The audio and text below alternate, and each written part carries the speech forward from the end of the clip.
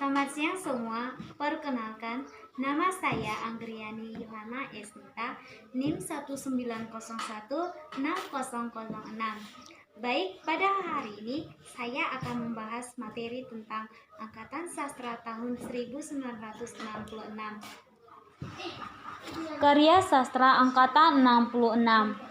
Kenyataan sejarah membuktikan bahwa sejarah awal pertumbuhan sastra Indonesia, para pengarang sudah menunjukkan perhatian yang cukup serius terhadap dunia politik. Nama Angkatan 66 pertama kali digunakan oleh H.B. Jazin dalam Angkatan 66 Prosa dan Puisi.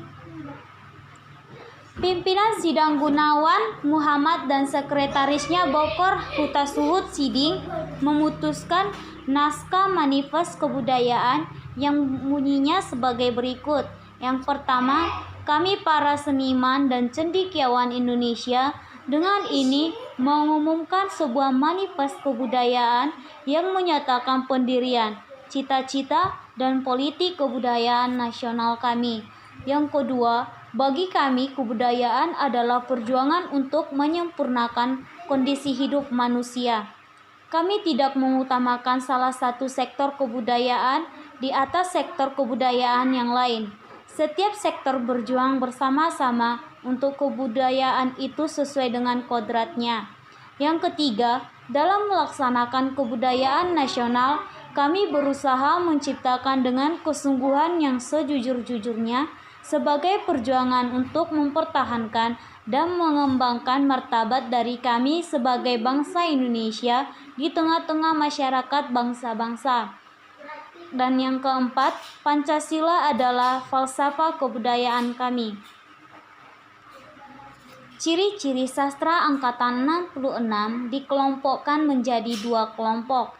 Kelompok yang pertama, kelompok sastra 60 sampai dengan 66 merupakan masa kejayaan sastrawan lekra yang bernaung di bawah panji-panji PKI. Sastrawan yang berseberangan dengan PKI dapat dikatakan kurang berkembang, apalagi manifest kebudayaan yang menjadi konsepsinya dicekal dan dilarang pemerintah. Yang kelompok kedua, kelompok sastra tahun 66 sampai dengan 70-an, masa ini didominasi oleh karya-karya yang berisi protes terhadap pemerintah.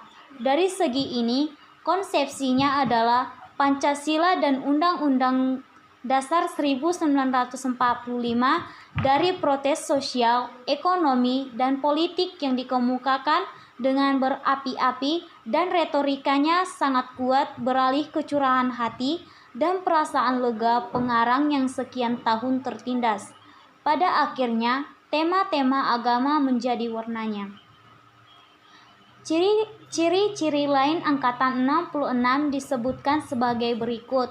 Yang pertama, mulai dikenal gaya epik atau bercerita pada puisi atau muncul puisi-puisi balada.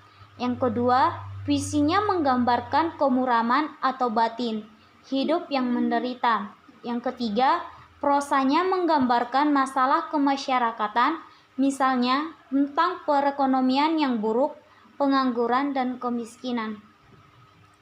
Para pengarang yang diklasifikasikan oleh H.B. Jazin ke dalam Angkatan 66 yang menulis prosa dan puisi sebagai media perjuangan.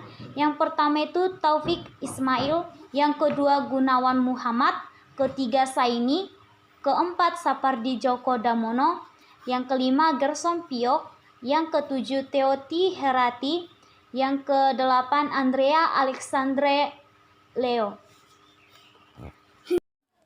Sekian pembahasan kita dalam karya sastra Angkatan 66. Sekian dan terima kasih.